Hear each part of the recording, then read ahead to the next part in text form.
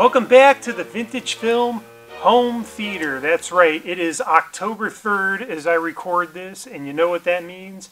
We are now officially into the Halloween season, and what better way to celebrate that than with Frankenstein, the original 1931 classic.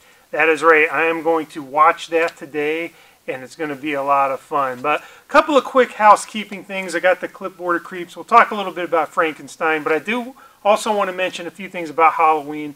Usually on my channel, I do a Halloween special every year. And this year, I'm going to forego that. I got a lot of things going on this month, and rather than do a special Halloween episode, I figure this review of Frankenstein, plus I got The Bride of Frankenstein on deck, that can serve as that. But also, I wanted to let you know that my wife and I have started another channel where we review episodes of The Simpsons. We call it Coming Up Millhouse, and we do an episode every week over on that channel. And in October, we are going to be covering Treehouse of Horror episodes. Yes, and we're going to do like a couple of them in October. So I figure between these films and the Treehouse of Horror over at Millhouse, there's going to be plenty of Halloween content for me. And I will have a link below in the notes to our Coming Up Millhouse channel. Check that out. That would be great. Okay, on to Frankenstein. Again, this was 1931, directed by James Whale, and starring, of course, we all know, Boris Karloff. Yeah, we got him right here. Boris Karloff invented Frankenstein for the film version of it anyway. And he's great. He is so good in this. It is such a good movie. I'm looking forward to watching it. So I'm going to do just jump on, watch the whole movie, then I'm going to come back on, and I'll tell you my thoughts, my impressions during this most recent watch, and we'll talk a few things about it and then wrap up. But before I do that, I do have the clipboard of creeps. Let me throw a couple of quick things at you to kind of set the mood, and then we'll go watch Frankenstein. So first thing, Boris Karloff, as I mentioned, he is considered a late bloomer in Hollywood because when Frankenstein premiered in 1931, he was 44 years old.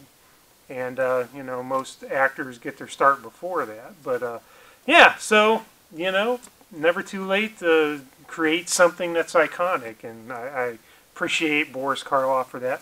Also, another kind of fun little anecdote that I'll be looking for as I watch this, that the shoes he wore weighed 13 pounds. 13-pound shoes. Can you imagine that? Probably informed some of his performance with the labor walking, because yeah, that's heavy for shoes.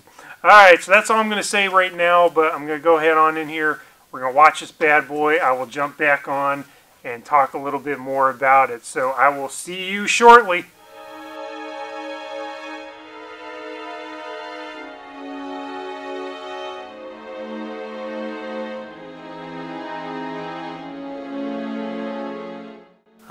And we are back, having finished this year's view of Frankenstein. Yes, it's been a couple years since I watched this, and I really like it. It is so good.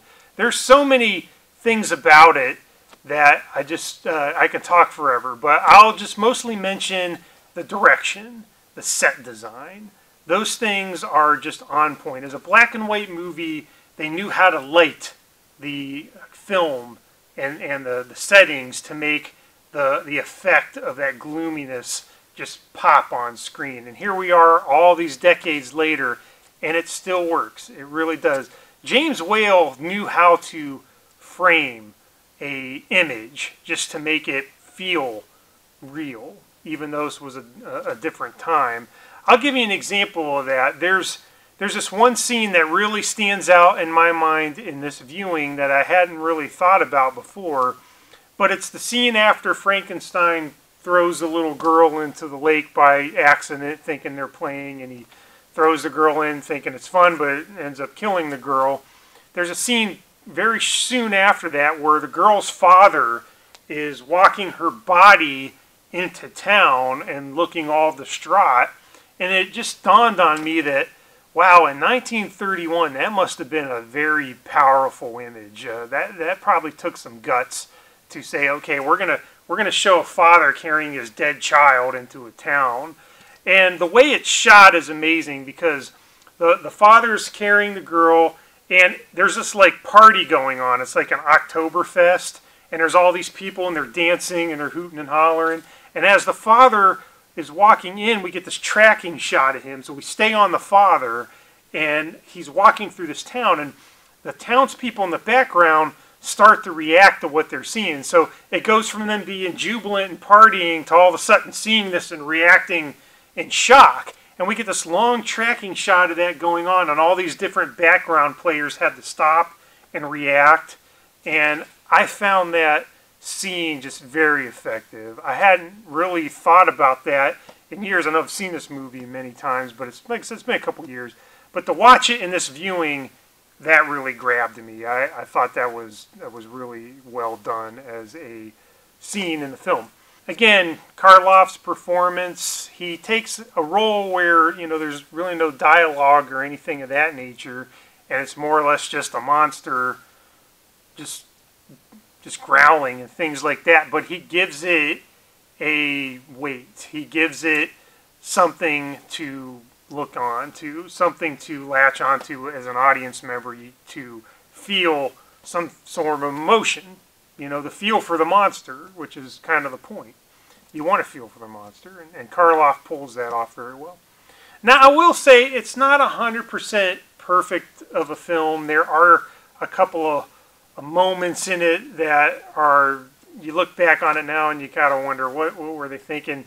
The one that stands out in my mind is the climax of the movie. They're chasing the monster down in that iconic windmill where Frankenstein and his monster fight, and they set it on fire, and the monster throws Frankenstein off the windmill, and he falls like a rag doll, and there's all these villagers, and it's just so visceral and just so well done. And then they cut to this happy-go-lucky, silly ending where the comic relief father comes in, and there's all these like housekeepers that are laughing and like, oh, we're going to bring Mr. Frankenstein some wine. And the father's like, oh, he's tired, I will drink it. And it really clashes with what we had just seen. Now, I do remember, I think I watched a documentary a few years ago, or I might have read it in an article or something, that there was something to be said for the idea that I think they tagged, the studio made them tag that on, like, we need a happy ending, we can't end it on this downer. And I gotta wonder if, you know, that was short-sighted. Maybe they should have left the ending be the windmill burning, and it might have been better. But I will say this, because they did that, it left the door open for a sequel. And of course, what we ended up getting a few years later was The Bride of Frankenstein, and we are going to be covering The Bride of Frankenstein here very shortly. So, yeah, maybe that was the benefit of that happy-go-lucky tag at the end. We got a sequel out of it, and that'll be coming your way very shortly. Okay, so that is our film for this October 3rd, kicking off the Halloween season with some Frankenstein. Good stuff. Thank you, as always, for checking out the video. I appreciate it. I hope you can leave some comments or let me know what you think of Frankenstein 1931. I'd love to hear about it. And again, until the next time, have a good one.